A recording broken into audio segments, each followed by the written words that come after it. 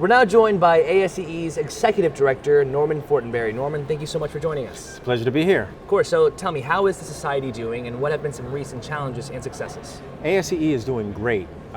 We continue to improve our finances, made a substantial deposit to our long-term reserve. First time in a long time we've been able to do that.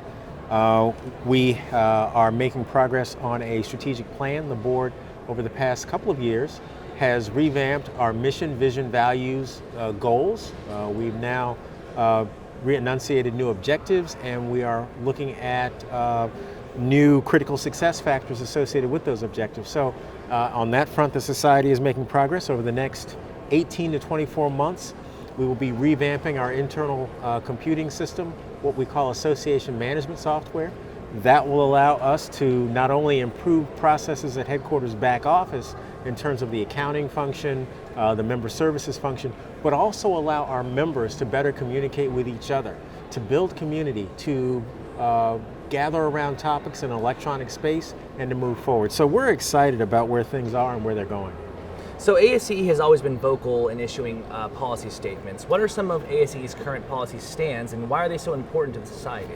So one, for example, we are looking at support for what they call the unit record exam. That is, we are looking to support federal legislation that will allow tracking of students on an individual basis. Now I know a lot of people are concerned, Big Brother, about there's so much tracking already going on by the tech companies, but this is the tracking that will allow us to not just look at a control volume around who comes in and who goes out of a university, but individual students, and that will give us very specific path information, which is very important about knowing what are the real trends in retention, graduation, advancement, where are the roadblocks and what do we need to do to overcome those roadblocks. So we've been supporting that legislation.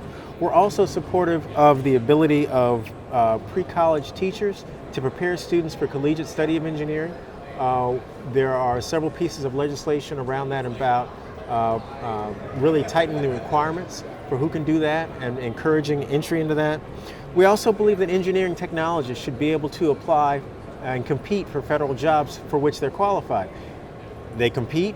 If they pass the competition, we believe they should be able to hold those jobs. So those are some of the things that we're doing on the policy front. So speaking of the policy front, how can engineering educators be effective in changing public policy and having impact? Most critical thing is to not wait until there's a crisis. It's important to have a continuous long-term engagement with policymakers at the local, the state, and the federal level. That means inviting people in, giving them a tour of your lab or your classrooms or your facilities so that they build some familiarity with you. They understand what you're trying to do, why you're trying to do it, and then if something does come up that you regard as a critical issue, they have a track record of interacting with you. They know that you're honest and you're not just raising stuff to raise it, that there's a real issue to be addressed and they'll be more receptive to your entreaties.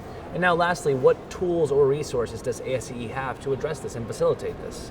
Well, we don't have any yet, but we are working on it. It's on the drawing board to have some tools that will facilitate large-scale advocacy efforts, either through letter writing campaigns, mostly email now because the letters all get screened, but how to build coalitions in support of particular issues. We're looking to compile all of that into a set of resources that our members can have access to, and again, can apply that at the local level, the state level, and the federal level.